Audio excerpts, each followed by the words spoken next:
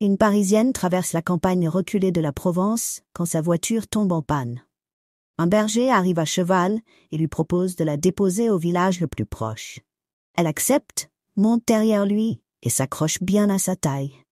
Le trajet se passe sans problème, mais toutes les quelques minutes, le berger pousse un cri si fort qu'il résonne dans toutes les collines environnantes. Une fois arrivé au village, il la laisse devant une station-service, crie un dernier « Yahoo !» et s'en va. Intriguée, la femme demande au pompiste pourquoi était-il aussi excité. Le pompiste répond en riant « Vous étiez assise sur sa corne de sel, madame. » Un autre jour, un homme entre chez le dentiste pour se faire arracher une dent. Le dentiste lui dit « Monsieur, ça risque de faire mal. Souhaitez-vous un antidouleur ?» L'homme répond « Non, merci. J'ai déjà enduré la deuxième plus grande douleur de ma vie, je peux supporter ça. » Le dentiste insiste. Vous savez, arracher une dent sans anesthésie peut être très douloureux. L'homme rétorque.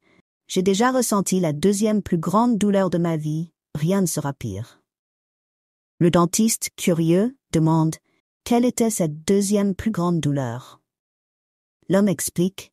J'étais en randonnée dans les Alpes et j'ai eu une envie pressante. Alors, je me suis accroupie derrière un arbre, mais au moment où je me détends, un piège à loup se referme sur mes bijoux de famille. Le dentiste grimace et demande « Et la plus grande douleur alors ?» L'homme répond « Quand j'ai atteint le bout de la chaîne. »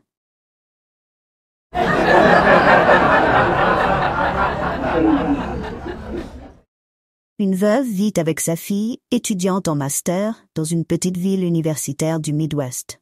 Chaque jour, le père rentre du travail à la même heure. Un soir, en entrant dans la maison, il entend un énorme vacarme derrière la porte de la chambre de sa fille. Il l'ouvre et découvre sa fille, sur son lit, avec un gros vibromasseur. Avant qu'il ne puisse dire un mot, elle s'exclame. « Papa, j'ai 33 ans, je suis en études supérieures, et tous les gentils gars sont déjà mariés. Alors, pour l'instant, c'est le mieux que j'ai trouvé. Laisse-moi tranquille. » Le père, un peu déconcerté, sort de la pièce et referme la porte en se grattant la tête. Une semaine plus tard, la fille rentre de l'université, entre dans le salon et voit son père installé sur le canapé, une bière à la main, regardant un match de foot à la télé. Avec le vibromasseur posé à côté de lui. Choquée, elle s'exclame « Papa, mais qu'est-ce que tu fais ?» Il répond calmement « Oh, rien de spécial. Je regarde le match et je bois une bière avec mon gendre. »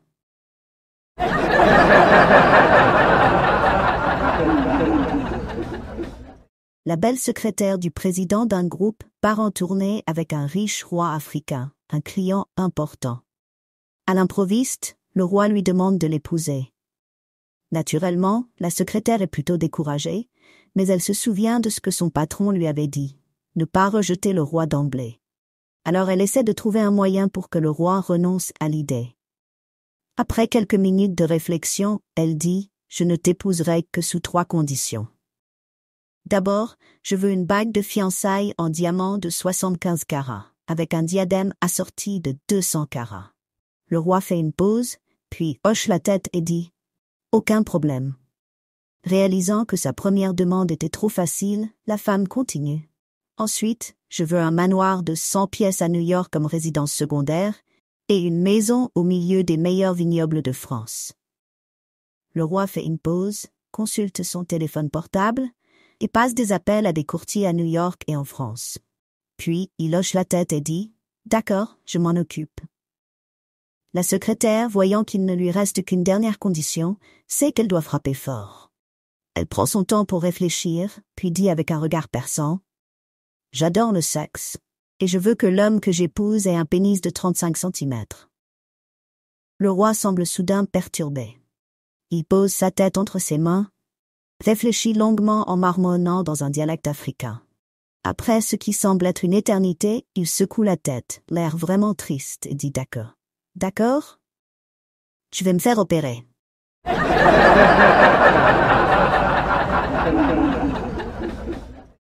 Un homme blanc se promène le long de la plage quand il aperçoit une lampe enfouie dans le sable.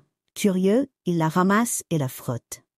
Soudain, 2 génies apparaissent et lui annoncent qu'il a droit à 3 vœux. Il formule ses vœux, et, en un clin d'œil, il se retrouve dans une chambre d'un immense manoir, entouré de 6 magnifiques femmes. Après avoir profité de leur compagnie, il explore la maison. En marchant, il sent soudain quelque chose de mou sous ses pieds. Il regarde en bas et voit que le sol est couvert de liasses de billets. Soudain, on frappe à la porte. Il ouvre, et 2 hommes vêtus de tenues du Ku Klux Klan se tiennent devant lui. Sans dire un mot, ils le traînent jusqu'à un arbre, lui passent une corde autour du cou et le pendent. Les 2 hommes du clan s'éloignent, enlèvent leur capuche et révèlent qu'ils sont en réalité les 2 génies. L'un des génies dit à l'autre, « Je peux comprendre qu'il ait voulu des belles femmes et un manoir. Je comprends même qu'il ait voulu être riche, mais pourquoi il a souhaité être traité comme un homme noir? Ça me dépasse. »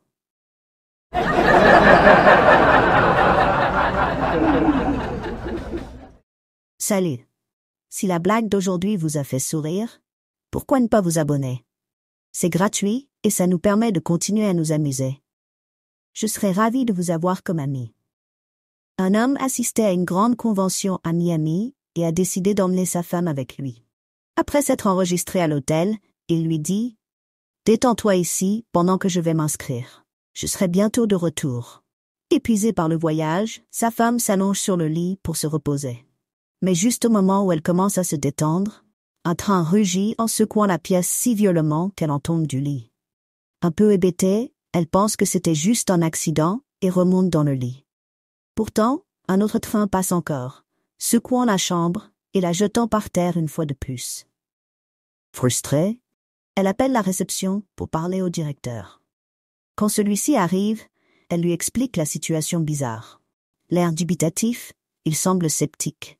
Déterminée à prouver son point de vue, elle l'invite à s'allonger sur le lit pour voir par lui-même. À contre-cœur, le directeur s'allonge à côté d'elle, prêt à tester si un train peut vraiment provoquer tout ce tumulte. Peu après, le mari revient dans la chambre, et en voyant le directeur allongé à côté de sa femme, il s'écrie « Qu'est-ce qui se passe ici ?» Le directeur, les yeux écarquillés et désespérés, balbutie « Vous ne croirez pas, mais j'attends un train. » Un médecin appuie sur la cloche pour appeler l'infirmière. Après plusieurs sonneries sans réponse, il rappelle. Finalement, l'infirmière arrive en courant, légèrement essoufflée. En la voyant, le médecin remarque quelque chose d'inhabituel. Les 3 boutons supérieurs de sa blouse sont défaits, révélant un peu plus que prévu. Tentant de garder son professionnalisme, il lui demande « Pourquoi vos melons sont-ils exposés? Et pourquoi ces boutons sont-ils ouverts ?» Sans manquer un battement, l'infirmière, toujours haletante, répond « Oh, ça ne vous dérange pas, docteur. Vous savez que ces étudiants en médecine ont de si mauvaises habitudes, peu importe combien de fois je leur dis de laisser les choses en ordre après les avoir utilisées. »